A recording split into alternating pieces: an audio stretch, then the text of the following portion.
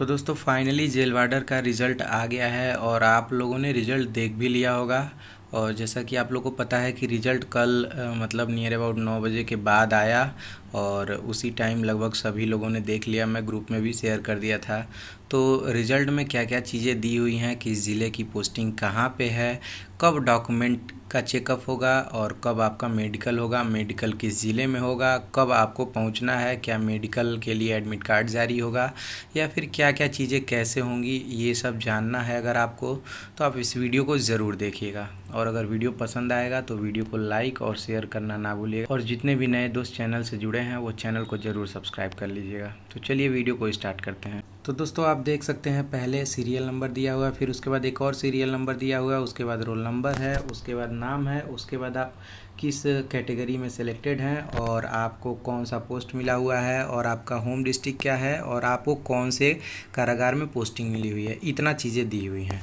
तो फिर आप चलिए नीचे मैं आपको थोड़ा सा दिखा देता हूँ कि किस किस ज़िले की पोस्टिंग किस ज़िले में हुई है।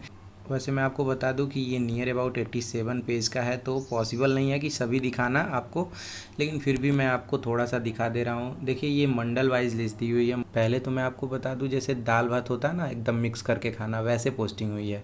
मतलब ये नहीं है कि अगर मैं गोरखपुर का हूँ तो गोरखपुर का एक ही ज़िला में भेजे। तो कुछ बच्चों को कहीं और भेजा है, कुछ बच्चों को कहीं और भेजा है। हाँ, उनके सामने लिख ज़रूर दिया है कि उनकी पोस्टिंग कहाँ हुई है। जैसा कि आप देख भी सकते हैं कानपुर नगर का भी आगरा भेजा हुआ है, मुरादाबाद का भी आगरा भेजा हुआ है, बिजनौर का भी आगरा भेजा हुआ है, अमरोहा का भी है, मेरठ का भी है और गौतम बुद्ध नगर का भी है। ऐसे करके आप देख सकते हैं कि कहाँ कहाँ किसका किसका भेजा हुआ है। तो ये था आगरा मंडल और आप नीचे अगर चलेंगे तो मैं आपको दिखाऊं कि कुछ और भी मंडल हैं जिनकी पोस्टिंग कहाँ पे हुई है, आप उसको देख लीजिए। फिर उसके बाद इसके आगे वाले पॉइंट पे चर्चा करेंगे। तो देखिए ये मेरठ मंडल है, तो मेरठ मंडल में जितने भी ज़िले हैं पोस्टिंग हुई है वो आप देख सकते हैं। तो जो आगरा के बच्चे हैं उनका मेरठ में हुआ है, अलीगढ़ के भी बच्चों का मेरठ में हुआ है।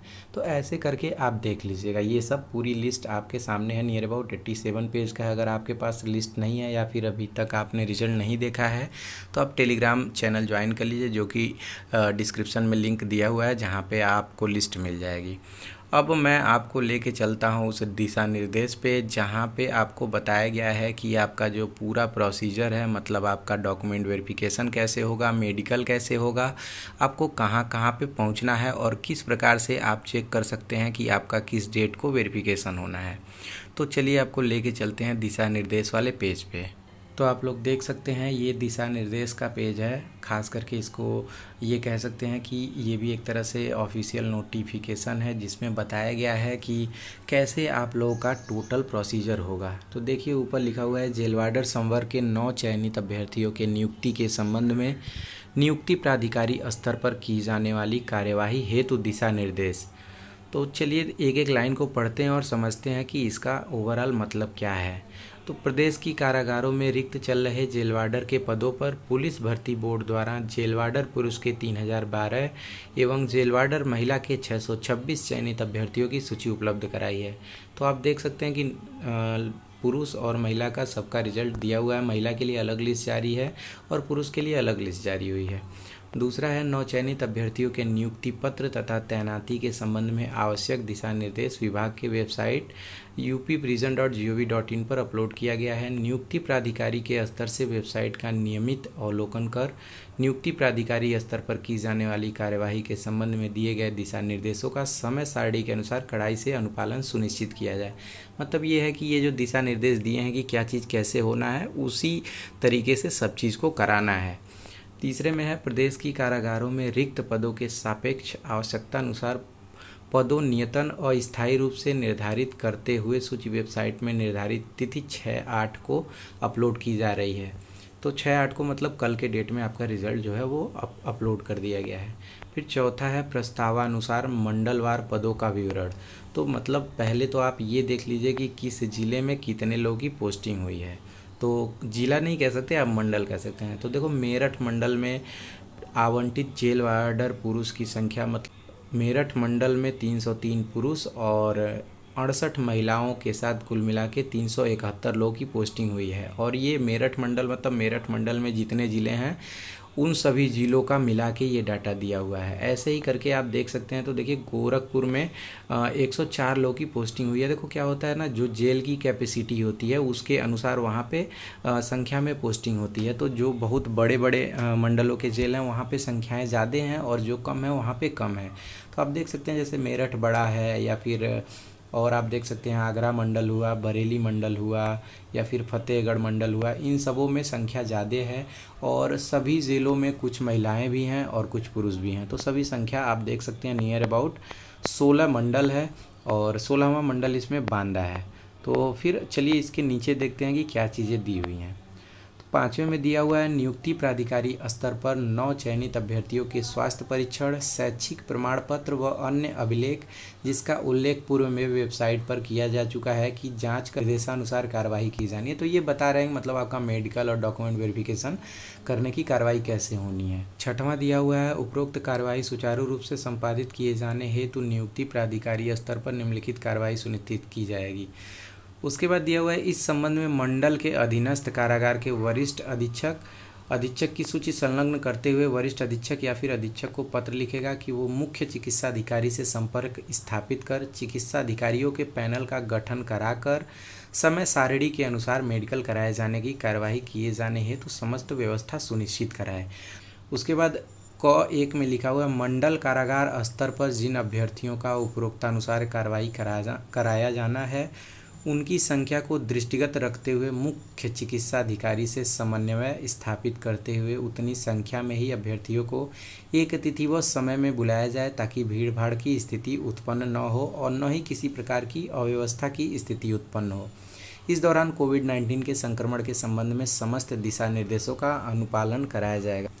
फिर देखते हैं आगे। नियुक्ताधिकारी अभ्यर्थियों को चिकित्सा परीक्षण हेतु मुख्य चिकित्सा अधिकारी को भेजे जाने वाले पत्र पर अभ्यर्थी का फोटो चस्पा कर प्रमाणित कर निर्गत करेंगे। मतलब यह है कि जब डॉक्यूमेंट वेरिफिकेशन हो जाएगा तो जो आपके मंडल के नियुक्ताधिकारी है वो जब आपका लेटर भेजेंगे तो उस पर आपके फ़ोटो को प्रमाणित करके भेजेंगे ताकि ये कन्फ्यूज़न ना हो कि जो डाटा आया हुआ है वो किस कैंडिडेट का है। फिर उसके बाद ख में है उक्त समस्त कार्य संपादित कराए जाने हेतु कार्यस्थल निर्धारित करते हुए एक हेल्प डेस्क की भी व्यवस्था कराएं। तो फिर ग में है प्रत्येक मंडल कारागार द्वारा नवचयनित अभ्यर्थियों की सहायता हेतु दूरभाष नंबर आवंटित करें।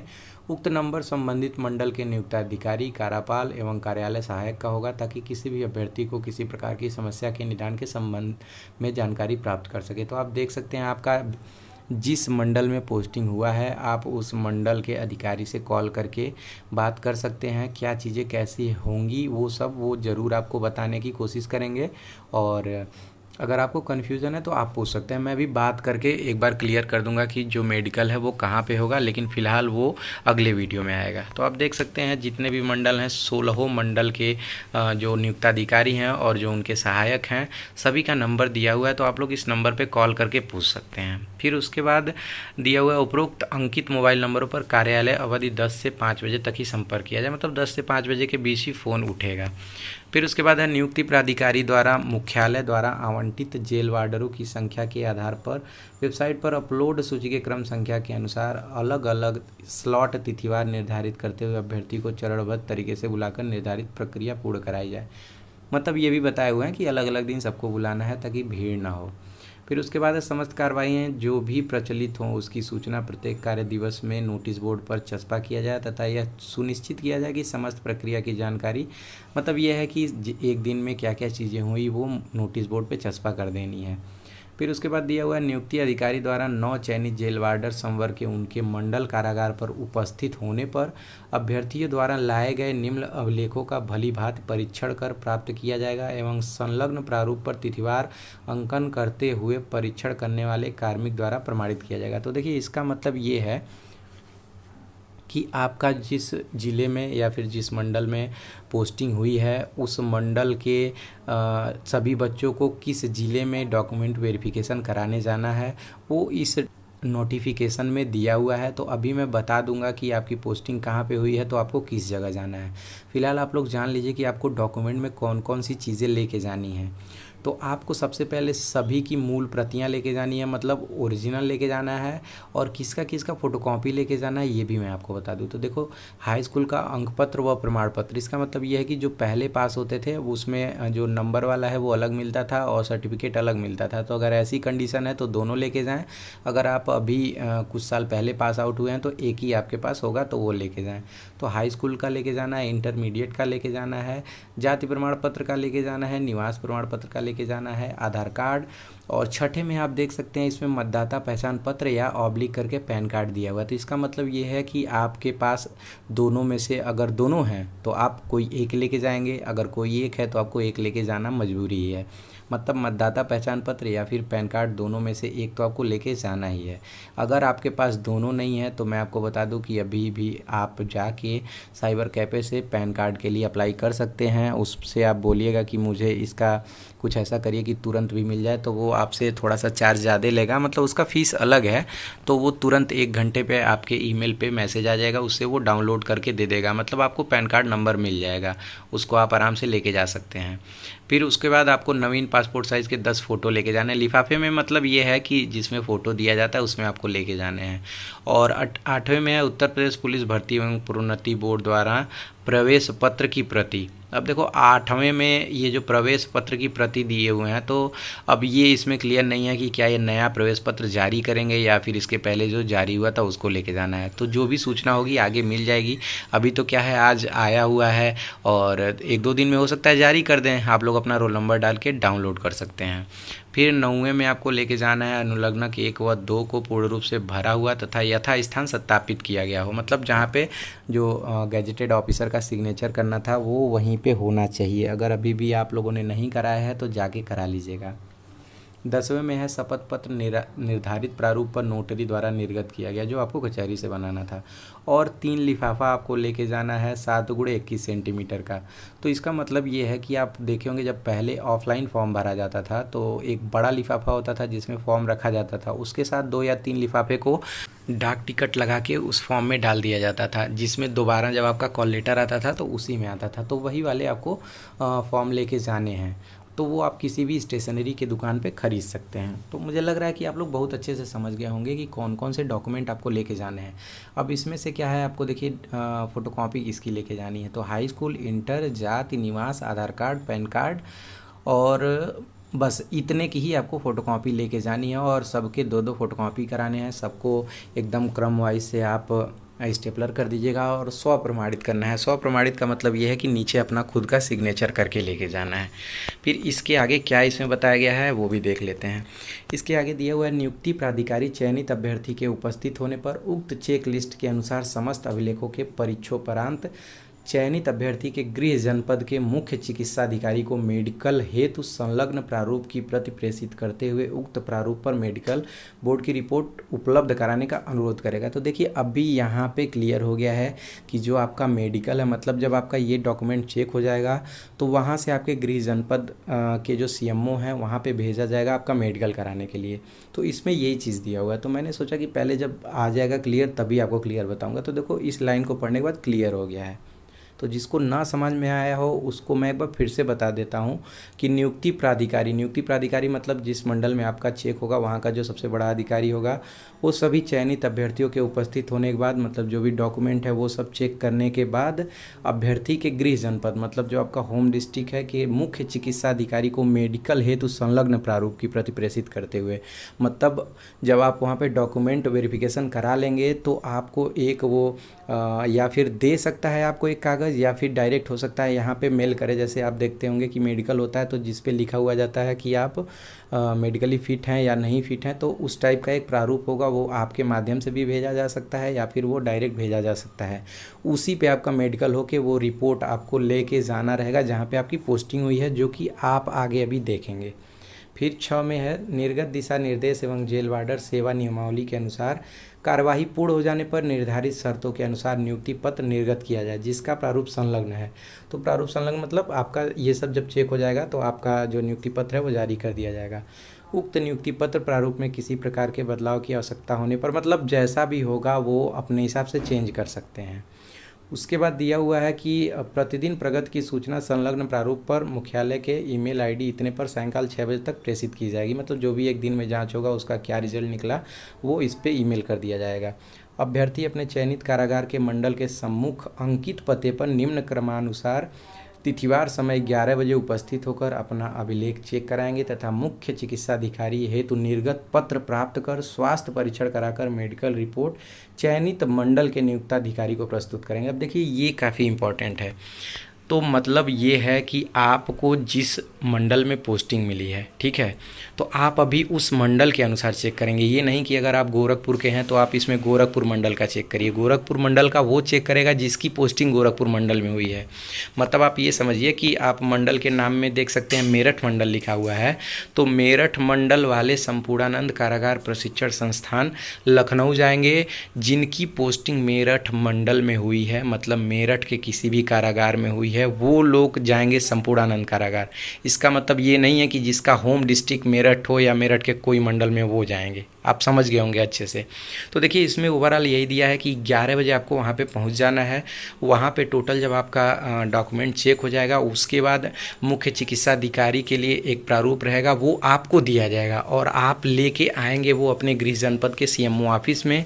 वहाँ पे मेडिकल हो जाएगा, उसके बाद उनका साइन और जो भी आप फिट हैं या अनफिट हैं, अगर अनफिट हैं तो कोई बात ही नहीं है, अगर फिट हैं तो आपको वो कॉपी ले जाके वहाँ जमा करनी है जिस जेल में आपकी पोस्टिंग हुई है। आप समझ गए होंगे।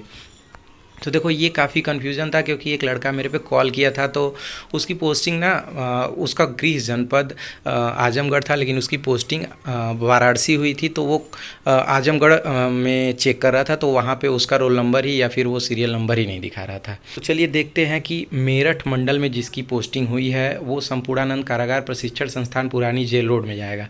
अब देखो किसका कब कब है ये मैं आपको बता दूँ कि तो 9 तारीख से ये स्टार्ट है, 268 से 335 तक महिला अभ्यर्थी जाएंगी। अब ये आपको चेक कैसे करना है, जहाँ पे रिजल्ट की स्टार्टिंग हुई है तो जो सबसे पहले लाइन में S.N0 लिखा हुआ है, मतलब सीरियल नंबर 2 लिखा होगा, एक S डॉट नंबर लिखा है, एक सीधे S नंबर लिखा हुआ। तो जो S डॉट मतलब जो 1 2 3 4 5 करके चेक हो 1 2 3 4 5 करके स्टार्ट हो रहा है उसी से आपको चेक करनी है। तो जितनी भी लड़कियां 268 से 335 सीरियल नंबर वाली हैं वो 9 तारीख को वहाँ पे पहुँच जाएंगी लखनऊ में।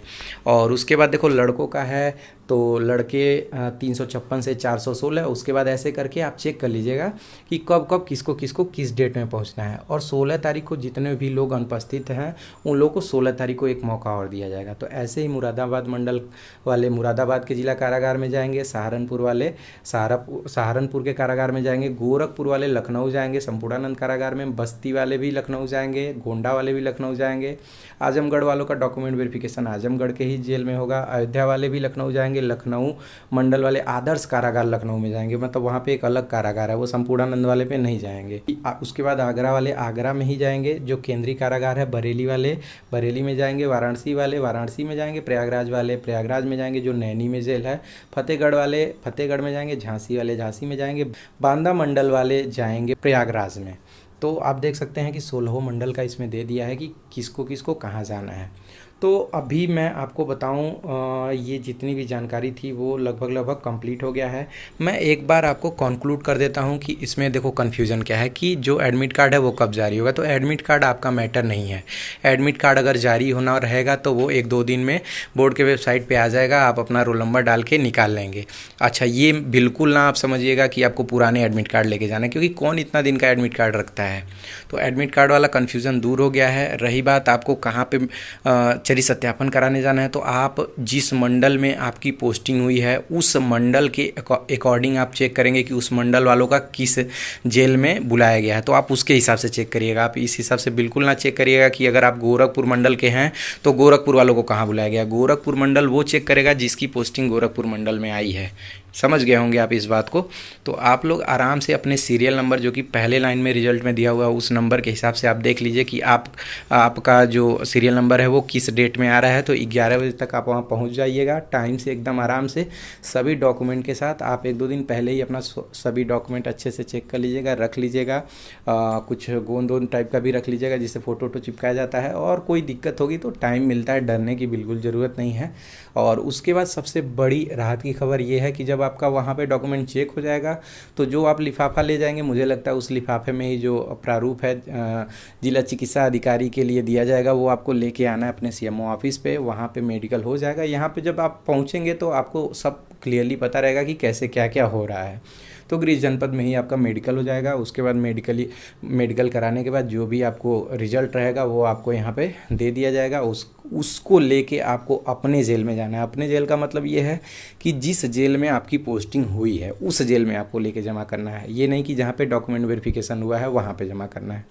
तो आप लोग, मुझे लगता है कि लगभग समझ गए होंगे। मुझे जो जो भी प्रॉब्लम इसमें दिखी वो चीज़ मैंने आपको सॉल्यूशन के तौर पे बता दिया है। अगर इसके बाद भी कोई कन्फ्यूज़न रहता है तो आप मेरे नंबर पे कॉल भी कर सकते हो और आप व्हाट्सअप भी कर सकते हो। आप टेलीग्राम ग्रुप में जुड़ के वहाँ पे मैसेज कर सकते हो। और अगर कुछ और भी कन्फ्यूज़न है तो मैं उसका वीडियो बना के आप लोगों तक पहुँचा दूँगा।